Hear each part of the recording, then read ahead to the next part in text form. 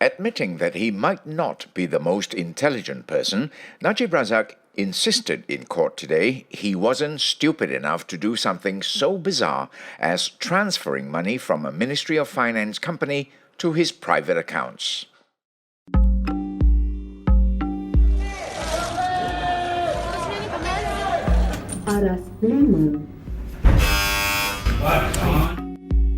By the Malaysian Insight, this is The People versus Najib Razak.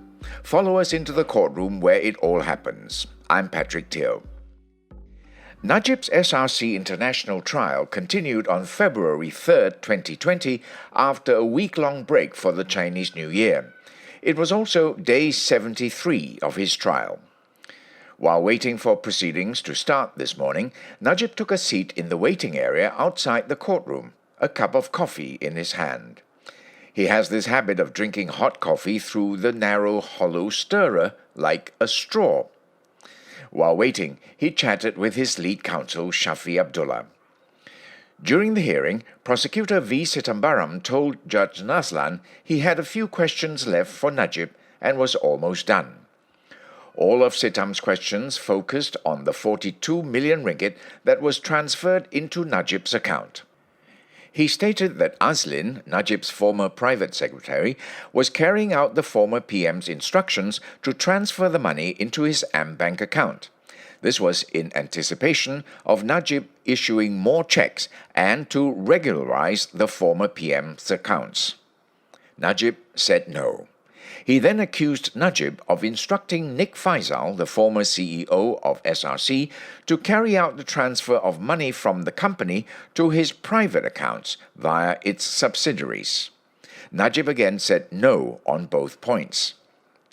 You had full knowledge of the 42 million ringgit credited in your account as shown by your bank statement. With this knowledge, you proceeded to spend it as you wish, the prosecutor said. I totally disagree, Najib repeated.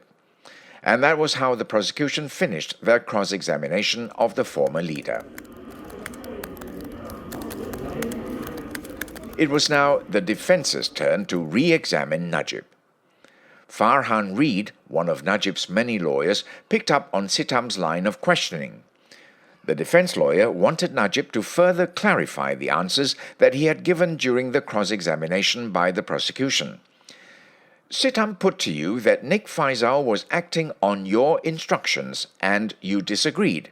Can you explain why? Farhan asked. Simply because I did not give any instructions, the former PM said. He added that there was no evidence and no witness had come forward. Farhan then asked Najib about SRC's first 2 billion ringgit loan from KWAP. If you recall, SRC had written to Najib instead of KWAP asking for a 3.95 billion ringgit loan initially. The prosecution had suggested that the reason was because SRC was looking to speed up the application. In your answer, you said that maybe they were looking for a shortcut. What did you mean? Farhan asked. It didn't mean that I was going to override the investment panel, Najib answered. According to the law, the KWAP investment panel has the last say. I do expect KWAP to decide on the basis of merit. You had then written to Azian Mohammed Noor, the then KWAP CEO.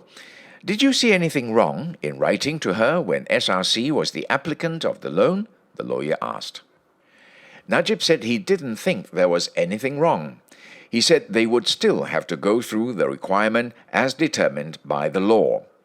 Farhan then asked Najib why he thought KWAP approved the first loan. They must have seen the merit in the proposal, also the government guarantee, the former PM answered. The application of the first loan to the Cabinet's approval took a mere 3 days, and you said this was not unusual. Farhan asked Najib to elaborate. There are many instances where cabinet papers are prepared over a short period of time, Najib said. What is important is not how fast it was prepared, but the amount of content for the cabinet to make the appropriate decision. Plus, there was no instruction from me. It was put to you, Farhan said, because of your personal interest. You had ensured that the preparation of the cabinet papers were done with your instruction. Najib disagreed again. There was no specific direction from me to expedite the cabinet papers, he said.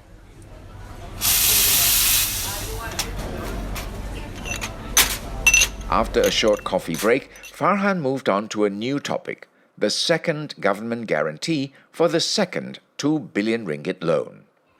You did not see it as improper that the government guarantee was approved before a loan application was made? Why is that? Farhan asked. SRC was a new company, Najib said. Any additional loan to be approved by any financial institution would certainly demand a government guarantee. I did not think it was unusual in that sense. Najib said the cabinet was aware of this too. The prosecution suggested that you had instructed ASEAN to grant the second loan with the same terms and conditions as the first one. You disagreed with this. Why? Farhan asked. Because I did not give any instructions, Najib reiterated. It's normal for loans to have the same terms. Farhan now referred to Wan Abdul Aziz's testimony, who said that the instructions for early disbursement of the KWAP loan came from Najib. Wan Abdul Aziz was the former Treasury Secretary General. I asked for an early disbursement, but I did not say that it would preclude the necessary conditions, Najib replied. He said he remembered this categorically. What about the line of reporting? Farhan asked. You've mentioned that the onus was on SRC to report to you. What did you mean by that? Najib said as PM, he held many responsibilities. If there were matters that needed his attention, the head of companies would inform him. These would only include matters of national interest.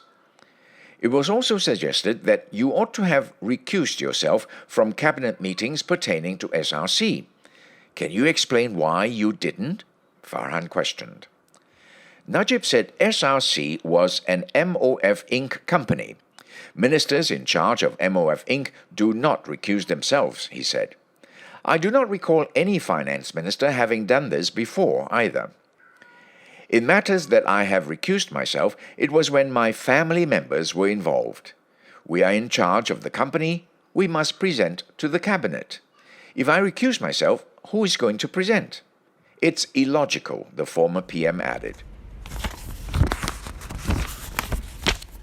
Farhan then asked Najib about the appointments that he made in the SRC board, which the prosecution suggested were his proxies.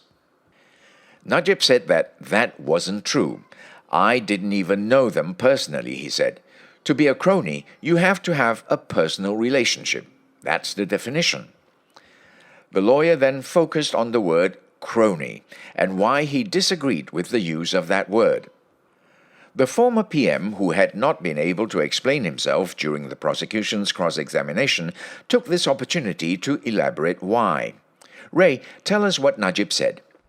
He said it was because no witness had come forward to say that he gave instructions to make the transfer. There is no written evidence, Najib said. There is no evidence that 42 million ringgit was offered to me as a bribe. There is no basis that I knew about the 42 million ringgit at all, he said. Thinking logically, I've been in the government for a long time. It's ludicrous for me to take money from a MOF Inc. company to begin with and in some way or some manner put it in my personal account. If I had the criminal mind to cheat, I would have been a stupid person to have done it in this manner. You wouldn't put stolen money into your personal account. Give me credit. I'm not that stupid. I'm not the most intelligent person, but I'm not stupid to do something so bizarre. When I heard about the 42 million ringgit, I was aghast. After lunch, Harvey took over the questioning. He asked Najib about the prosecution's suggestion that Joe Low kept Najib's account flush with cash. The former PM said he only found out about Joe's role in managing his account during the trial.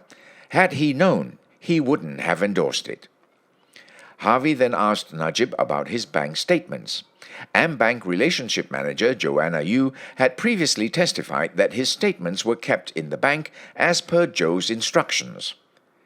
Did you sign any letter to authorize Joe to deal with the bank? Harvey asked. Najib said no. Then why did they deal with him? The lawyer asked. You'll have to ask you, Najib replied.